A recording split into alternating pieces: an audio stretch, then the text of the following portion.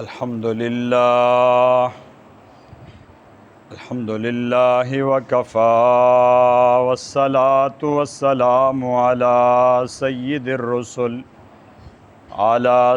الرسل وخاتم الانبیاء اما بعد فاعوذ باللہ من الشیطان الرجیم بسم اللہ الرحمن الرحیم قل انما حرم ربی الفواحش ما ظہر منها وما بطن والإثم والبغي بغير الحق وأن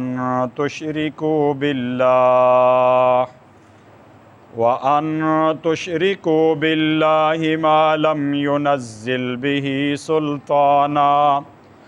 وأن تقولوا على الله ما لا تعلمون وَلِكُلِّ أُمَّةٍ أَجَلٌ فَإِذَا جَاءَ أَجَلُهُمْ لَا يَسْتَأْخِرُونَ سَاعَةً وَلَا يَسْتَقْدِمُونَ يَا بَنِي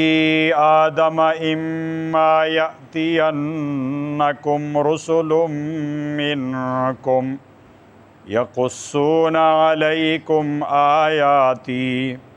فمن اتقى وأصلح فلا خوف عليهم ولا هم يحزنون والذين كذبوا بآياتنا واستكبروا عنها أولئك أصحاب النار ہم فیہا خالدون صدق اللہ العظیم۔ میرے انتہائی واجب الاحترام بزرگوں، بھائیوں اور دوستوں، آج آپ حضرات کے سامنے 8واں سپارہ سورہ اعراف کی آیت نمبر 33 سے لے کر 36 تک ان 4 آیات کا ترجمہ اور تفسیر پیش کی جائے گی۔ اللہ تعالیٰ سے دعا ہے کہ اللہ تعالیٰ ہم سب کو پورے قرآن مجید کو سیکھنے، سمجھنے اور اس پر عمل کرنے کی توفیق عطا فرمائے۔ اللہ تعالیٰ ارشاد فرماتے ہیں، قل، آپ صلی اللہ علیہ وسلم فرما دیجئے، انما حرم ربی الفواحش، بے شک میرے رب نے حرام کیا ہے بے حیائیوں کو، ما ظہر منہا وما بطن، جو ظاہری طور پر کی جاتی ہوں ان میں سے اور جو پوشیدہ طور پر کی جاتی ہوں، والاسم، اور گناہ کو حرام کیا ہے، والبغی، اور زیادتی کو، بغیر الحق، ناحق، وان تشرکوا باللہ، اور یہ کہ تم شریک ٹھہراؤ اللہ تعالیٰ کے ساتھ، ما لم ينزل به سلطانہ، ایسی مخلوق کو جس کے بارے میں اللہ نے کوئی دلیل نہیں اتاری، وَأَن تَقُولُوا عَلَى اللَّهِ، اور یہ کہ تم کہو اللہ تعالیٰ کے بارے میں، ما لا تعلمون، اس چیز کے بارے میں جو کچھ تم نہیں جانتے، وَلِكُلِّ أُمَّةٍ أَجَلٌ، ہر امت کے لیے ایک میعاد مقرر ہے، ایک ٹائم مقرر ہے، فَإِذَا جَاءَ أَجَلُهُمْ، پس جب اس کا فکس ٹائم آ جائے، اس کی مقررہ مدت آ جائے، لا یستأخرون ساعۃ، تو نہ پیچھے ہو سکیں گے وہ ایک گھڑی، ولا یستقدمون، اور نہ وہ آگے ہو سکیں گے۔ یا بنی آدم، اے اولاد آدم، اما یأتینکم رسل منکم، اگر آئیں تمہارے پاس رسول تم میں سے، یقصون علیکم آیاتی، جو بیان کریں تم پر میری آیتیں، فمن اتقی، پس جس نے تقوی اختیار کیا، واصلح، اور اس نے اصلاح کی، فلا خوف علیہم، پس اس کے اوپر کوئی خوف نہیں ہوگا، ولا هم یحزنون، نہ اس کے اوپر کوئی غم ہوگا، والذین کذبوا بآیاتنا، اور وہ لوگ جنہوں نے ہماری آیتوں کو جھٹلایا، وَاسْتَكْبَرُوا عَنْهَا اور تکبر کیا ان سے، ہماری آیات سے۔ اولئک اصحاب النار یہی لوگ جہنمی ہیں، ہم فیہا خالدون ہمیشہ ہمیشہ اس جہنم میں یہ لوگ رہیں گے۔ آج کے درس میں اللہ تعالیٰ ان چیزوں کو بیان فرما رہے ہیں جو اللہ نے حرام قرار دی ہیں۔ گزشتہ دروس میں تو گزر چکا ہے کہ مشرکین نے اپنے طور پہ بہت ساری چیزوں کو حرام قرار دیا تھا۔ مثلاً حج اور عمرے کے لیے آ رہے ہیں تو کہتے ہیں جی کہ مچھلی نہیں کھا سکتے، انڈا نہیں کھا سکتے، فلاں چیز نہیں کھا سکتے، فلاں نہیں کھا سکتے، ہم یہاں پہ کھانے پینے کے لیے نہیں آئے، ہم یہاں پہ عبادت کے لیے آئے ہیں، یہ بات وہ کرتے تھے۔ حالانکہ اللہ تعالیٰ نے ان حلال چیزوں کو حرام قرار نہیں دیا تھا، لیکن انہوں نے اپنے طور پہ ان حلال چیزوں کو حرام سمجھ لیا تھا اور پھر ان کو اختیار نہیں کرتے تھے، ان کو استعمال نہیں کرتے تھے۔ تو اللہ تعالیٰ فرما رہے ہیں کہ جن چیزوں کو تم نے حرام بنا رکھا ہے وہ تو حرام نہیں ہے، لیکن جن چیزوں کو اللہ نے حرام قرار دیا ہوا ہے ان کو تم سرعام کر رہے ہو۔ اللہ کی حرام کردہ چیزوں کو سرعام کرتے ہو، تمہیں شرم نہیں آتی، لیکن جن چیزوں کو اللہ نے حرام قرار نہیں دیا ان چیزوں کو تم اپنے طور پہ حرام بنا کر پیش کر رہے ہو۔ بڑی عجیب بات ہے۔ تو آج کی درس میں اللہ تعالیٰ یہ چیز بیان کر رہے ہیں کہ اللہ نے کن چیزوں کو حرام قرار دی ہے۔ فرمایا قل، آپ صلی اللہ علیہ وسلم ان مشرکین مکہ سے مخاطب ہو کر ان کو سنائیں، ان کو بتائیں، ان کو سمجھائیں کہ اللہ نے حرام کن چیزوں کو قرار دیا ہے۔ فرمایا انما حرم ربی الفواحش، آپ کہہ دیں کہ میرے رب نے تو بے حیائی کی باتوں کو حرام قرار دیا ہے، میرے رب نے بے حیائی کی باتوں کو حرام قرار دیا ہے۔ تو تم تو ننگے ہو کے طواف کرتے ہو، یہ بے حیائی نہیں ہے، فحاشی اور ریا نہیں ہے، بے حیائی ہے۔ بے حیائی کی باتوں کو تو میرے رب نے حرام قرار دیا ہے، لیکن میرے رب کی حرام کردہ چیز کو تم اختیار کیے ہوئے ہو، کپڑے اتار کے پھینک دیتے ہو اور ننگا طواف کرتے ہو، یہ بے حیائی کا کام تم کر رہے ہو۔ حالانکہ میرے رب نے بے حیائی سے منع کیا ہے۔ تو فرمایا قل انما حرم ربی الفواحش، میرے رب نے بے حیائیوں کو حرام قرار دیا ہے۔ ما ظہر منہا وما بطن، جو بے حیائیاں ان میں سے ظاہری ہیں وہ بھی، اور جو پوشیدہ ہیں، پوشیدہ کو بھی حرام قرار دیا ہے، جو ظاہری ہیں ان کو بھی حرام قرار دیا ہے۔ ظاہری مثال کے طور پہ رقص و سرور ہے، ناچ گانا ہے، سود کھانا ہے، یہ ساری چیزیں وہ سرعام کرتے تھے، سود کا کاروبار کرتے تھے سرعام، ناچ گانا کرتے تھے۔ جس طرح آج کل ہماری کوئی شادی، کوئی فنکشن وہ ڈانس کے بغیر مکمل نہیں ہوتا، جب تک گانے نہ بجیں اور ڈول نہ پیٹے جائیں اور گانے نہ گائے جائیں، ناچ نہ کیا جائے، ڈانس نہ کیا جائے، اس ٹائم تک آج کا مسلمان بھی سمجھتا کہ شادی مکمل نہیں ہوئی۔ اور جو آ رہے ہوتے ہیں شادی میں وہ بھی کہہ رہے ہوتے ہیں آپ کے گھر میں ماتم ہے یا شادی ہے؟ شادی ہو تو ہلا گلا ہونا چاہیے۔ ہلا گلا کا مطلب ڈانس، ہلا گلا کا مطلب ڈانس ہے، ناچ ہے، میوزک ہے، گانا بجانا ہے، اس کو ہلا گلا کا نام دیا ہوا ہے۔ آپ اس کو ہلا گلا کا نام دیں، آپ اس کو انٹرٹینمنٹ کا نام دیں، آپ جس چیز کا مرضی ہے نام دیں، یہ بے حیائی ہے، فحاشی ہے، اوریانی ہے، اور یہ گناہ ہے۔ ان چیزوں سے اللہ تعالیٰ نے منع کیا ہے۔ اور جس شادی کی ابتدا ہی گناہوں سے ہو، پھر وہ کہے کہ بعد میں جی گھر کے اندر سکون آئے، بیوی بات مانے، بچے بات مانے اور میری زندگی بڑی پرسکون ہو، تو یہ نہیں ہو سکتا، کیونکہ ابتدا ہی آپ نے غلط کی ہے۔ ابتدا ہی سے آپ نے اللہ کے حکموں کو توڑ کر اپنی من مانی خواہشات کو پورا کیا ہے۔ جب من مانی خواہشات کو پورا کیا تو اب اللہ تعالیٰ پھر نا دلوں کے اندر وہ نفرت ڈال دیتے ہیں، میاں بیوی کے آپس میں لڑتے رہتے ہیں، بچے بات نہیں مانتے، گھروں کے اندر پریشانی ہے، ناچاکی ہے۔ بعد میں کہتے ہیں جی اب کوئی تعویذ دیں، اب کوئی دم دیں۔ دم تعویذ اب کیا کٹ کرے نا، پہلے آپ نے جب اللہ کے حکم کو نہیں مانا تو ہمارا دم کہاں کام کرے گا، کسی اور کا دم کدھر کام کرے گا؟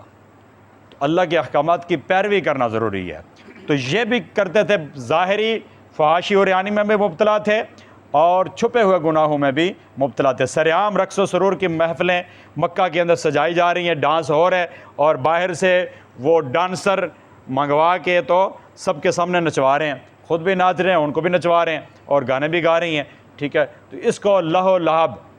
ٹھیک، کھیل تماشا اور قرآن سننے سے دور کرنے کے لیے انہوں نے یہ انٹرٹینمنٹ کے لیے یہ طریقہ کار انہوں نے نکالے ہوئے تھے. اللہ فرماتے ہیں ما ظاہر منہا وما بطن، جو ظاہری ہیں وہ بھی، اس سے بھی اللہ نے منع کیا ہے، اور جو پوشیدہ ہے باقی کسی کے سامنے نہیں ہے لیکن ہے گناہ، ہے فحاشی اور یعنی بے حیائی ہے، تو پوشیدہ سے بھی اللہ نے منع کیا ہے. اور آگے فرمایا والاسم، اور اللہ تعالیٰ نے گناہ کو حرام قرار دیا ہے، چاہے کوئی دیکھے تب بھی حرام ہے، اور چاہے کوئی بھی نہ دیکھ رہا ہو تب بھی حرام ہے، چاہے جبرن کیا جائے، زبردستی کیا جائے تب بھی حرام ہے، اور چاہے رضامندی سے کیا جائے، زنا چاہے جبرن کیا جائے تب بھی حرام ہے، چاہے رضامندی سے کیا جائے تب بھی حرام ہے، چاہے تنہائی میں کیا جائے چاہے سب کے سامنے کیا جائے،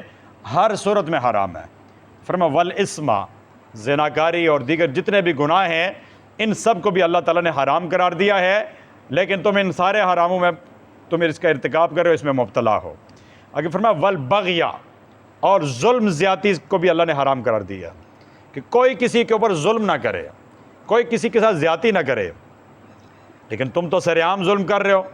تم سر عام زیادتی کر رہے ہو کہ ہر طاقتور وہ کمزور کو دوار ہے، ہر طاقت والا طاقت کے نشے میں وہ کمزوروں کی جائیدادیں ہڑپ کر رہا ہے، کمزوروں کے مال و اسباب ان سے چھین رہا ہے، اور ان کو طرح طرح کی پریشانیوں میں مبتلا کر رہا ہے، مار پیٹ کر رہا ہے. یہ سارا کچھ تم کر رہے ہو، اس چیز سے تو شریعت نے منع کیا، یہ ان کو بھی کہا. اور آج ہم اپنے معاشرے میں دیکھیں، آج بھی کہتے ہیں مائٹ از رائٹ، جس کے پاس طاقت ہے تو اس کے پاس سب کچھ ہے، جس کے پاس طاقت ہے تو وہ طاقت کے بل بوتے پہ آج بھی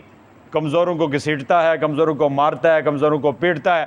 اس کے مال و اسباب ہڑپ کر جاتا ہے، اس کی جائیداد پہ قبضہ کر لیتا ہے، اور پیسے لے کر واپس دیتا نہیں ہے، مانگو تو پھر پٹائی کرتا ہے. آج کل بھی ایسے ڈان بہت سارے ہیں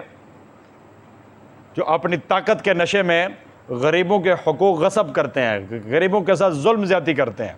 جس طرح اس دور جاہلیت کے اندر یہ تھا، آج بھی ہم جاہلیت ہی کے دور میں رہ رہے ہیں. ہم کہتے ہیں جی ہم بڑے پڑھے لکھے ہیں اور نا روشن خیال ہیں تو یہ ہیں تو وہ ہیں، کچھ بھی نہیں ہے. ہم بھی چٹے جاہل ہیں، ہماری جہالت میں اور ان کی جہالت میں کوئی زیادہ فرق نہیں ہے، بلکہ ہم شاید 4 ہاتھ ان سے آگے نکل گئے ہیں، ہم ان سے تھوڑے سے زیادہ آگے چلے گئے ہیں. تو یہ ظلم زیادتی ادھر بھی تھا، یہ ظلم زیادتی آج بھی ہے، تو اس سے بھی منع کیا تھا. فرمایا والبغی بغیر الحق، اور ناحق طریقے سے زیادتی کرنا، اس سے بھی منع کیا. تو ناحق زیادتی یعنی کہ کسی کو مکہ مار دیا، کسی کو لات مار دی، کسی کو زد و کوب کر دیا، یہ ناحق زیادتی ہے. اور اس کے مقابلے میں حق زیادتی، اس کو اصل میں کہنا چاہیے بدلہ. کہ کسی نے آپ کو مکہ مارا تو جتنے ہی پاور سے، جتنے زور سے اس نے مارا اتنی زور سے آپ بھی مار سکتے ہیں، لیکن بہرحال بہتر یہ ہے کہ آپ معاف کر دیں، بہتر یہ ہے کہ آپ معاف کر لیں. اس لیے کہ جب آپ واپس ماریں گے، ہو سکتا ہے اس نے تھوڑی طاقت سے تھوڑے زور سے مارا ہو، آپ اس کو زیادہ زور سے مار لیں تو پھر آپ ظالم بن جائیں گے. اس لیے بہتر یہ ہے کہ آپ معاف کر دیں. تو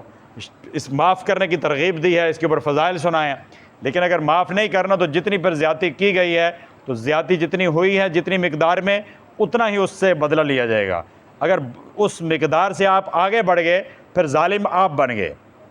پھر دوسرا ظالم نہ رہا، وہ مظلوم بن گیا، پھر آپ ظالم بن گئے. اس لیے بہتر یہی ہے اگر ظلم زیادتی کوئی ہو جائے پھر اس کو درگزر کر دیں، معاف کر کے آگے چلیں. تو یہ زیادتی کو بھی اللہ نے حرام قرار دیا ہے، لیکن مشرکین مکہ سرعام یہ سارا کچھ کر رہے ہیں. تو اللہ تعالیٰ فرما رہے ہیں کہ جن کاموں سے اللہ نے منع کیا ہے، جن کو حرام قرار دیا، وہ سارے تو تم سرعام کرتے ہو، اور جن چیزوں کو اللہ نے حرام قرار نہیں دیا ان چیزوں سے تم بڑے بچتے ہو، اپنے آپ کو بچاتے ہو اور بڑے پرہیزگار بنے پھرتے ہو. اور آگے فرمایا وَأَن تُشْرِكُوا بِاللَّهِ، اور یہ کہ تم اللہ کے ساتھ کسی کو شریک ٹھہراؤ. اللہ کے ساتھ کوئی شریک نہیں ہے، نہ انسانوں میں سے، نہ جنات میں سے، نہ فرشتوں میں سے، اور نہ انبیاء میں سے، نہ اولیاء میں سے، نہ اتقیاء میں سے، کوئی بھی نہیں ہے. اللہ وحدہ لا شریک ہے، اپنی صفات میں، اپنی ذات میں، ساری چیزوں میں، اپنے تصرفات میں، اپنے قبضہ قدرت میں، اللہ ساری چیزوں میں وحدہ لا شریک ہے. اللہ کا نہ کوئی مشیر ہے نہ کوئی وزیر ہے، اللہ کو نہ کسی کی مدد کی ضرورت ہے نہ کسی کے مشورے کی ضرورت ہے. مشورہ ناقص عقل والا مانگتا ہوتا ہے. اللہ تعالیٰ کا عقل کامل ہے، اللہ کا علم کامل ہے، اللہ کی خبر کامل ہے، ساری چیزیں کامل ہیں. اللہ کو مشورے کی کیا ضرورت ہے؟ مشورے کی ضرورت مجھے ہے، آپ کو ہے، ہم سب کو ہے، کہ ہم سب ناقص علم والے ہیں. اس لیے ہم مشورہ کریں گے تاکہ ہم بہتر فیصلے تک پہنچ سکیں۔ تو اللہ تعالیٰ کا تو علم ہی کامل ہے، اللہ کو مشورے کی کیا ضرورت ہے۔ بہرحال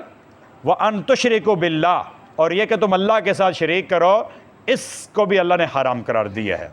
اور ما لم ينزل به سلطانہ کا لفظ استعمال کیا کہ اس مخلوق کو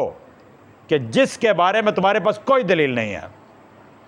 تم اس لات منات عزا حبل، یہ پتھر اور لکڑی اور مورت، مٹی کی مورت بنا کے اس کو تم وہ اللہ کے ساتھ شریک ٹھہراتے ہو، اس کے اوپر تمہاری پاس دلیل کیا ہے؟ کیا دلیل ہے تمہارے پاس کہ یہ اللہ کے ساتھ شریک ہیں؟ تم کہتے ہو یہ بارش برسائے گا، اس کے اوپر دلیل کیا ہے؟ تم کہتے ہو یہ رزق دے گا، اس کے اوپر دلیل کیا ہے؟ یہ والا بت بچے دے گا، یہ بچیاں دے گا، یہ عزت دے گا، یہ ذلت دے گا، یہ سارے کام جو تم نے بانٹے ہوئے ہیں، اس کی تمہارے پاس دلیل کیا ہے؟ کیا دلیل ہے؟ صرف اندازے مارتے ہو، تمہارے پاس دلیل ہی کوئی نہیں ہے، بغیر دلیل کے تم دعوے کرتے پھرتے ہو۔ اور آگے فرمایا وَأَن تَقُولُوا عَلَى اللَّهِ مَا لَا تَعْلَمُونَ، اور تم اللہ تعالیٰ کی طرف وہ باتیں منسوب کرتے ہو، اللہ کے بارے میں وہ باتیں کہتے ہو مَا لَا تَعْلَمُونَ، جن کو تم جانتے تک نہیں ہو، وہ باتیں تم اللہ کی طرف منسوب کرتے ہو۔ غلط بات تو کسی انسان کی طرف بھی منسوب کرنا جائز نہیں ہے، غلط ہے، اخلاقی طور پہ درست نہیں ہے۔ کہ ایک بندے نے ایک بات کہی نہیں ہے، آپ کہیں جی فلاں حاجی صاحب نے یہ بات کہی ہے، یا فلاں بندے نے یہ بات کہی ہے، حالانکہ اس نے نہیں کہی، آپ نے اس کی طرف منسوب کر دی، یا آپ نے جرم کیا یا آپ نے گناہ کی ہے۔ تو کسی انسان کی طرف غلط بات منسوب نہیں کر سکتے، تو رب العالمین جو سارے بادشاہوں کا بادشاہ ہے، اس کی طرف غلط بات کیسے منسوب کر سکتے ہیں؟ کہ ایک بات اللہ نے فرمائی نہیں ہے، ایک حکم اللہ نے جاری کیا ہی نہیں ہے، تو کوئی بدبخت اپنی طرف سے اٹھ کے کہے جی اللہ نے یہ حکم دیا ہے، اللہ نے یہ حکم دیا، تو ہم پوچھیں گے اللہ نے حکم کدھر دیا ہے؟ اللہ کا حکم تو وحی کی صورت میں آتا ہے، وہ وحی ہمیں دکھا دو کہاں پہ ہے، وہ وحی کدھر ہے، کون لے کر آیا ہے، کس پر آئی ہے، ہم تفصیلات پوچھیں گے۔ تو یہ سب سے بڑا مجرم ہے کہ جو اللہ کے اوپر جھوٹ باندھتا ہے، اور اس جھوٹ کی نحوست سے پھر اس بدبخت کو ایمان نصیب نہیں ہوتا ہے، پھر اسی کفر کے اوپر، اسی شرک کے اوپر، اسی ضد اور ہردرمی کے اوپر مر کے جہنم میں پہنچ جاتا ہے، لیکن اس کو پھر ایمان نصیب نہیں ہوتا ہے۔ آگے اللہ تعالیٰ فرما رہے ہیں وَلِكُلِّ أُمَّةٍ أَجَلٌ، ہر امت کے لیے،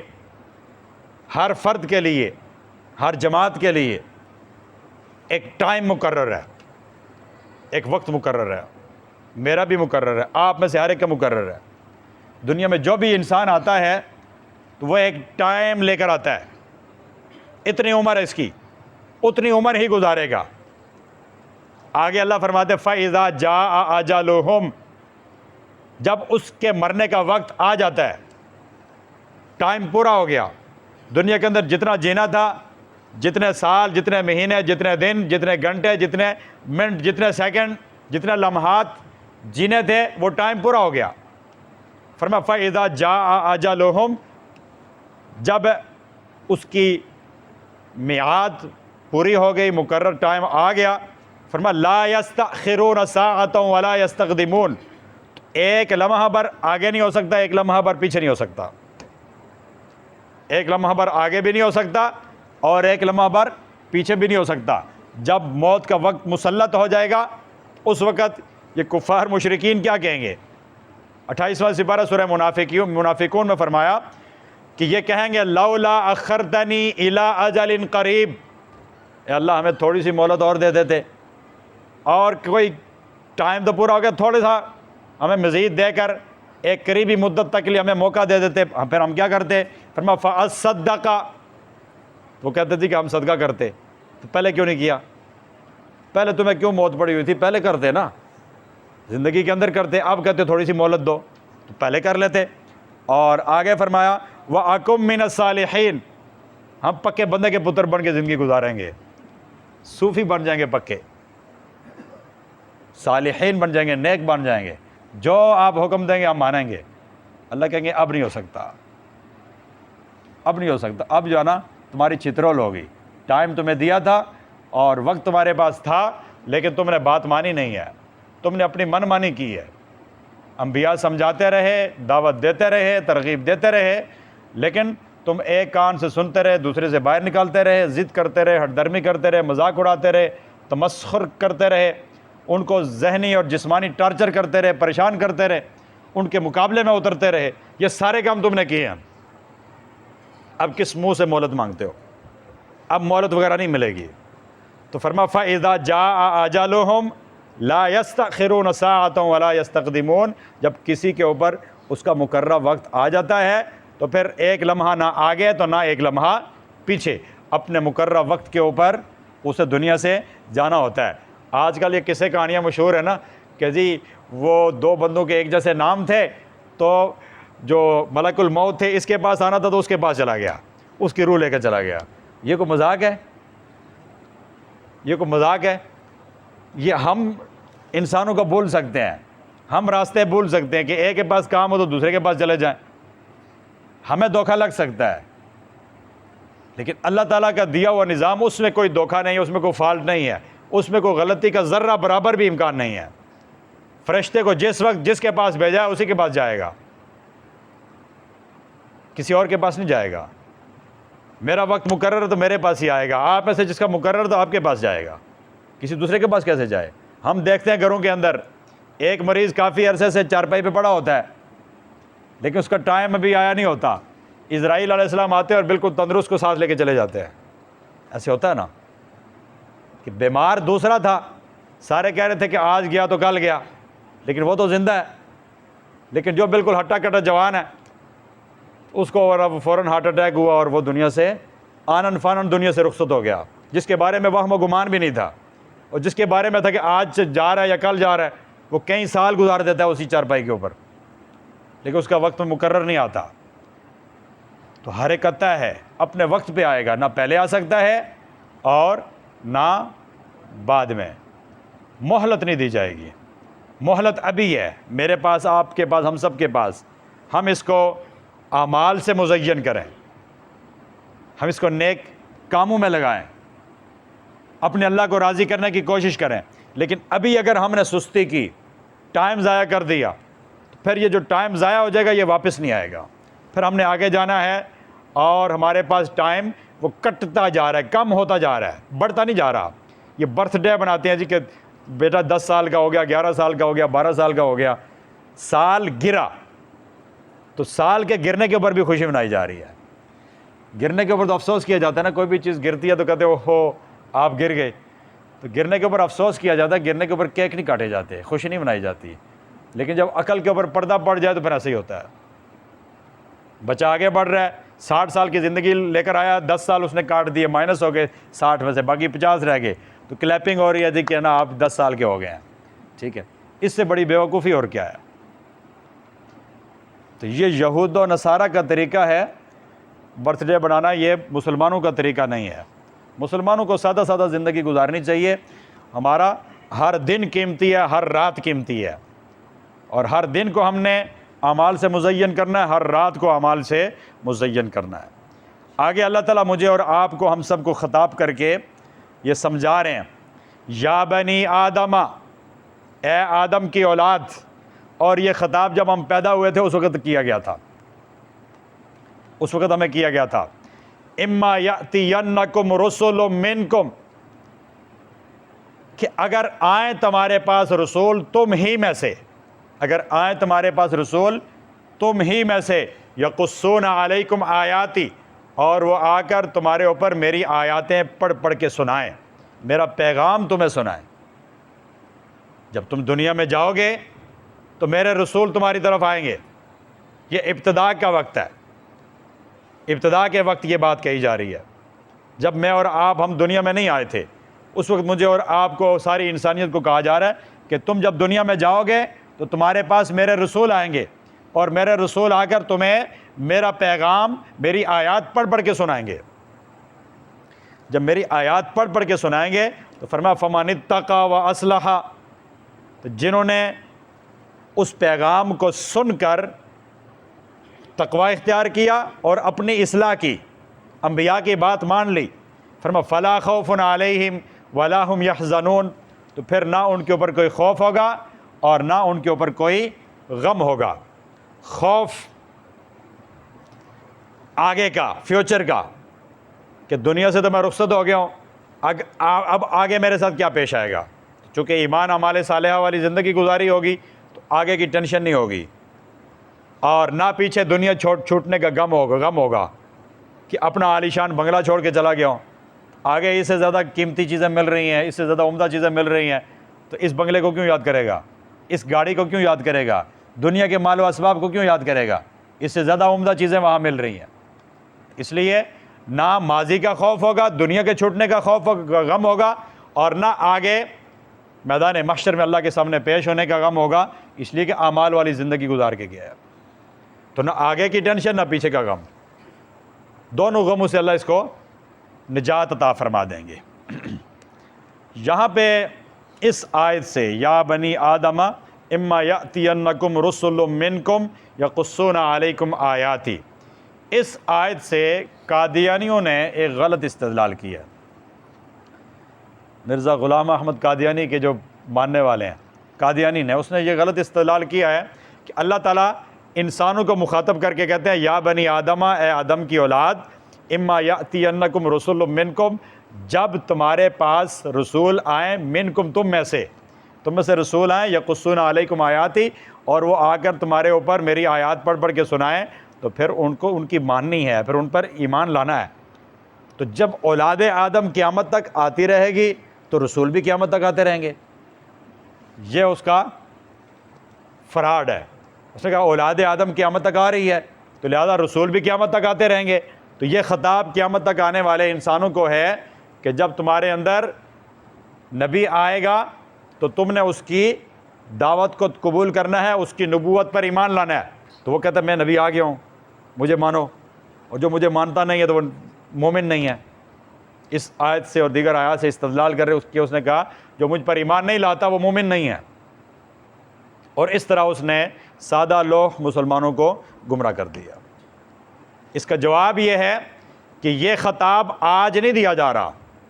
یہ تو ابتدا میں دیا گیا تھا۔ جب اللہ تعالیٰ نے ابتدا میں انسانیت کو پیدا کیا، اس طرح اس وقت اولاد آدم عالم ارواح میں سارے ارواح روح سے مخاطب کر کے اللہ نے فرمایا یا بنی آدم، اے آدم کی اولاد جو عنقریب دنیا میں آنے والی ہو،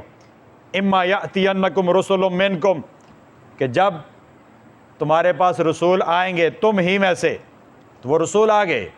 نوح علیہ السلام، آدم علیہ السلام آئے، پھر شیس علیہ السلام، ادریس علیہ السلام، نوح علیہ السلام، ابراہیم علیہ السلام، پھر یہ سلسلہ عیسیٰ علیہ السلام تک یہ رسولوں کا مبارک سلسلہ آیا۔ یہ جو آیت میں بیان کیا ہے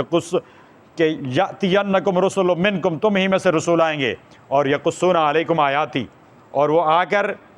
میری آیات وہ تمہارے سامنے پیش کریں گے۔ تو انبیاء آئے، انہوں نے آیات پیش کی، انہوں نے پیغام پیش کیا، یہ وعدہ پورا ہو گیا۔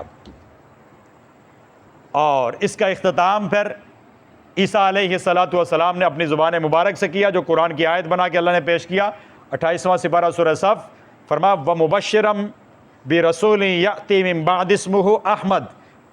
کہ خوشخبری اس رسول کی جو میرے بعد آئے گا جس کا نام احمد ہوگا۔ یہ عیسیٰ علیہ السلام نے خوشخبری سنائی۔ تو آپ علیہ السلام سے پہلے عیسیٰ علیہ السلام تشریف لائے، انہوں نے آ کے یہ خوشخبری سنائی کہ اب میرے بعد ایک رسول آئے گا جس کا نام احمد ہوگا۔ آپ کا نام محمد بھی ہے، آپ کا نام احمد بھی ہے، آپ محمد بھی ہیں، آپ احمد بھی ہیں، آپ آخری نبی آ گئے۔ اب قیامت تک آپ کے بعد کوئی نبی نہیں آئے گا، نبوت جاری نہیں رہے گی، بلکہ آپ کی نبوت کا سکہ قیامت تک چلے گا، آپ کی شریعت قیامت تک چلے گی، آپ کا دین قیامت تک چلے گا۔ اور اس پر 100 آیات 210 احادیث مبارکہ شاہد ہیں ختم نبوت کے عقیدے پر۔ ترمذی شریف کے اندر حدیث مبارکہ ہے ان الرسالۃ والنبوۃ قد انقطعت، کہ بے شک نبوت اور رسالت کا سلسلہ منقطع ہو گیا۔ فلا رسول بعدی ولا نبی، آپ نے فرمایا میرے بعد نہ کوئی رسول ہے نہ کوئی نبی ہے۔ اور فرمایا انہ سیکون فی امتی 30 کذابون، کہ عنقریب میری امت کے اندر 30 جھوٹے آئیں گے، کذاب جھوٹ بولنے والے آئیں گے، اور انہم یزعم انہ نبی، ان میں سے ہر ایک کا دعویٰ ہوگا کہ وہ نبی ہے۔ اور فرمایا فلا نبی بعدی ولا رسول بعدی، لیکن فرمایا انا خاتم النبیین لا نبی بعدی، میں آخری نبی ہوں، میرے بعد کوئی نبی نہیں ہے، میں آخری نبی ہوں۔ یہ ختم نبوت کا عقیدہ یہ قرآن مجید کی 100 آیات اور 210 احادیث مبارکہ سے ثابت ہے، اجماع امت سے ثابت ہے، پوری امت کا اس پہ اتفاق ہے۔ تو جو 30 جھوٹے آئیں گے نبوت کا دعویٰ کریں گے جس کی آپ علیہ الصلوۃ والسلام نے پیشن گوئی دی، 29 جھوٹوں میں ایک مرزا غلام محمد قادیانی بھی ہے، جس کی لعنتی ذریت وہ آج بھی اس کان دجال کی غلط تلبیسات کی پیروی کر رہی ہے، اس کو پھیلا رہی ہے، اس کو سوسائٹی کے اندر لوگوں کے ایمان کو بگاڑنے کے لیے آپ کے محلے میں آ کے گھر کرائے پہ لے لیں گے اور پھر آپ کو گمراہ کرنا شروع کر دیں گے، یا مختلف محلوں کے اندر گھسے ہوئے ہیں اور ایسی خاموشی سے یہ تبلیغ کرتے ہیں کہ کسی کو کانوں کان خبر نہیں ہوتی۔ کئی سال گزر جاتے ہیں، آپ کے محلے میں قادیانی رہ کے جاتا ہے، آپ کو پتہ بھی نہیں چلتا، کئی سالوں کے بعد پتہ چلتا ہے کہ یہ تو قادیانی ہے، پھر اس کو وہاں سے نکالتے ہیں، وہ کسی نئی سوسائٹی میں چلا جاتا ہے، پھر وہاں لوگوں کو گمراہ کرتے رہتا ہے، پھر کافی سال گزر جاتے ہیں، اس کے بعد اس سوسائٹی میں پتہ چلتا ہے، پھر وہ وہاں سے بوریا بستر اٹھا کے کہیں اور چلا جاتا ہے۔ اس طرح یہ پھر اپنی جگہیں تبدیل کرتے رہتے ہیں اور لوگوں کو گمراہ کرتے رہتے ہیں اور شیطان کی ایجنٹی کرتے رہتے ہیں، شیطان کے چیلے بنتے رہتے ہیں۔ اس لیے اپنے ایمان کی حفاظت وہ ہم سب نے کرنی ہے۔ تو اللہ تعالیٰ فرماتے ہیں، اے اولاد آدم، جب تمہارے پاس رسول آئیں گے منکم، تم ہی میں سے، یقصون علیکم آیاتی، جو بیان کریں گے تم پر میری آیتیں، فمن اتقی واصلح، پس جس شخص نے تقوی اختیار کیا اور اپنی اصلاح کی، فلا خوف علیہم ولا هم یحزنون، جو ایمان قبول کر لیا، اعمال صالحہ اختیار کی ہے، اس پر کوئی خوف نہیں ہوگا، کوئی غم نہیں ہوگا، نہ ماضی کے چھوٹنے کا، نہ آگے پیش آنے والے واقعات کا، کوئی غم نہیں ہوگا۔ آگے دوسرا منظر بتا رہے ہیں، والذین کذبوا بآیاتنا، ہمارے انبیاء کی دعوت کو، آیات کو جنہوں نے جھٹلایا، واستکبروا عنہا، اور تکبر کا مظاہرہ کیا، آیات کو ماننے کی بجائے، عاجزی انکساری کی بجائے تکبر کا مظاہرہ کیا، انبیاء کے مقابلے میں اتر آئے، تو فرمایا اولئک اصحاب النار، یہ جہنمی ہیں، ہم فیہا خالدون، ہمیشہ ہمیشہ اس جہنم میں رہیں گے، وہاں سے ان کو نکالا نہیں جائے گا۔ یہ تکبر بڑی بری چیز ہے۔ شیطان نے تکبر کیا، کہا سجدہ کرو، کہا میں نہیں کرتا، تو تکبر کی وجہ سے راندہ درگاہ ہو گیا۔ آپ علیہ الصلوۃ والسلام نے فرمایا، لا يدخل الجنت، جنت میں داخل نہیں ہوگا، من کان فی قلبہ، جس کے دل کے اندر ہوگا حبۃ خردل من کبر، جس کے دل کے اندر رائی کے دانے کے برابر بھی تکبر ہوگا، وہ جنت میں داخل نہیں ہوگا، ذرہ برابر بھی تکبر ہوگا، وہ جنت میں داخل نہیں ہوگا۔ صحابہ کرام پریشان ہو گئے، اللہ کے رسول صلی اللہ علیہ وسلم، تکبر تو ہم سب کے اندر پایا جاتا ہے، ہم چاہتے ہیں کہ اچھا کپڑا پہنیں، اچھی سواری رکھیں، اچھا کھانا پینا کریں، اچھے مکانات بنائیں، یہ سب کچھ ہم چاہتے ہیں، کیا یہ تکبر نہیں ہے؟ تو آپ علیہ الصلوۃ والسلام نے فرمایا، یہ تکبر نہیں ہے، یہ تجمل ہے، یہ تکبر نہیں ہے، یہ تجمل ہے، اور اس میں کوئی بری بات نہیں ہے۔ اور فرمایا ان اللہ جمیل، اللہ تعالیٰ خوبصورت ہے، یحب الجمال، خوبصورتی کو پسند کرتے ہیں، تو بندے کو خوبصورت رہنا چاہیے، کپڑے صاف، اللہ نے اگر مالی وسعت دی ہے تو قیمتی کپڑے پہنیں، مالی وسعت دی ہے تو اچھی گاڑی لیں، مالی وسعت دی ہے تو اچھا مکان بنائیں، مالی وسعت دی ہے تو جو مال و اسباب آپ کر سکتے ہیں اختیار کریں، کوئی مسئلہ نہیں ہے، لیکن ان اسباب میں پڑھ کر اپنے رب کو بھولنا نہیں ہے، اپنے رب کو یاد رکھنا ہے، یہ ہے اصل سبق۔ مال و اسباب کو اختیار کرنا برا نہیں ہے۔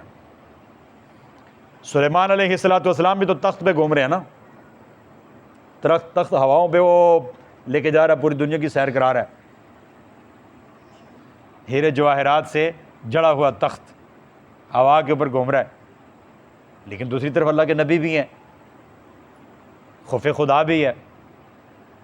اس لیے اسی طرح حضرت عثمان غنی رضی اللہ تعالیٰ عنہ، غنی کہتے ہی اس لیے کہ مالدار تھے، حضرت عبد الرحمن ابن عوف بڑے مالدار تھے، لیکن مال کا حق ادا کرتے تھے، زکوٰۃ، صدقہ، خیرات، مساکین، یتیموں اور دیگر کے اندر خرچ کرتے تھے۔ تو مال کا حق ادا کیا جائے، پھر مال کو کمانا کوئی برا نہیں ہے، کوئی برا نہیں ہے۔ تو فرمایا کہ پھر تکبر کیا ہے؟ تکبر کی تعریف ایک اور حدیث مبارکہ میں کی کہ غمت الناس و بطر الحق، تکبر دو چیزوں کا نام ہے، غمت الناس، لوگوں کو حقیر سمجھنا، اپنے آپ کو بڑا سمجھنا، لوگوں کو کمتر سمجھنا، اپنے آپ کو بڑا سمجھنا، ایک یہ، اور دوسرا وہ بطر الحق، حق کا مقابلہ کرنا، حق کو ماننے کی بجائے، اللہ اور اللہ کے رسول کی بات کو ماننے کی بجائے اس سے ٹکر لینا، یہ ہے تکبر۔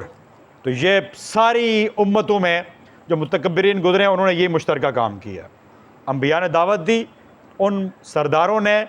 ان متکبرین نے ماننے کے بجائے تکبر کا راستہ اختیار کیا، پھر ذلیل و خوار ہوئے دنیا کے اندر بھی اور مرنے کے بعد آخرت کے اندر بھی۔ اللہ تعالی ہم سب کو تکبر سے بچائے، عاجزی اور انکساری نصیب فرمائے، اور ایمان اور اعمال صالحہ والی زندگی نصیب فرمائے۔ وآخر دعوانا ان الحمد للہ رب العالمین۔